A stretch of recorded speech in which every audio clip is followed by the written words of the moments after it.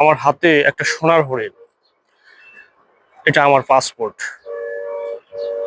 এটা আসলে সাধারণ পাসপোর্ট না, আমি এটাকে অন্য সব পাসপোর্ট থেকে একটু ব্যতিক্রমী বলবো।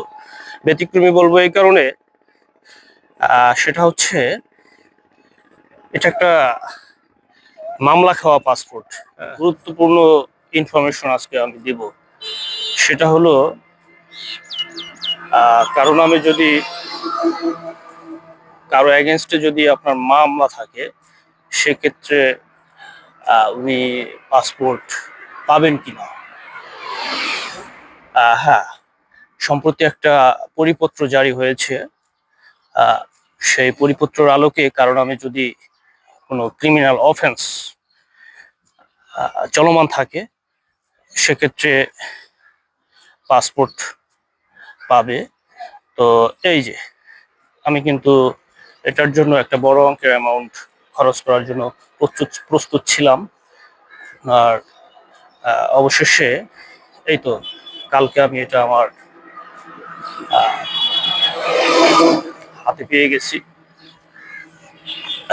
প্রথমে আপনাকে যে জিনিসটা করতে হবে, অনলাইনে আবেদন করতে হবে। হ্যাঁ, আজকে আমি কিভাবে এটা পেলাম সেই অভিজ্ঞতাটা আপনাদের সাথে আমি শেয়ার করব। প্রথমেই যে জিনিসটা করতে হবে, একটা আবেদন করতে হবে অনলাইনে, এবং আবেদন করার পরে যে প্রিন্টেড কপি, সেটা নিয়ে আপনি নির্ধারিত যে আঞ্চলিক অফিস অথবা আপনি যে অফিস থেকে এটা কালেকশন করতে চান, সেই অফিসে আপনাকে যেতে হবে। সেখানে যাওয়ার পরে আপনি ফিঙ্গার দিবেন।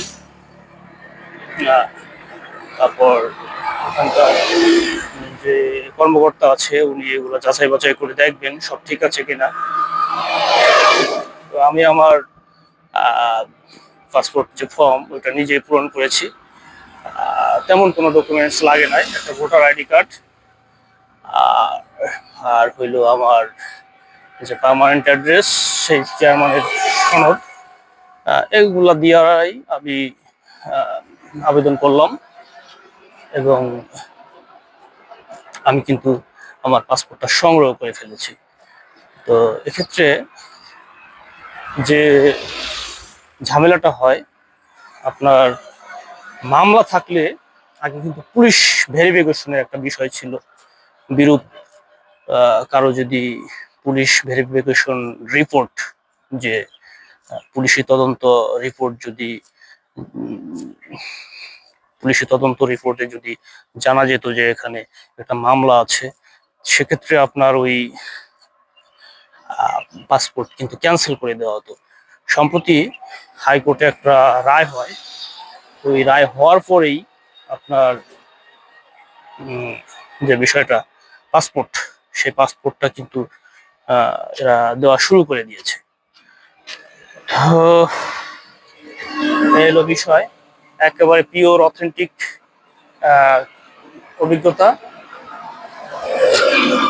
আপনারা যারা এখনো পাসপোর্ট মামলা চলমান অথচ পাসপোর্ট পাননি, এই সুযোগ, সবচেয়ে বুদ্ধিমানের কাজ হবে পাসপোর্টটা সংগ্রহ করে নেওয়া।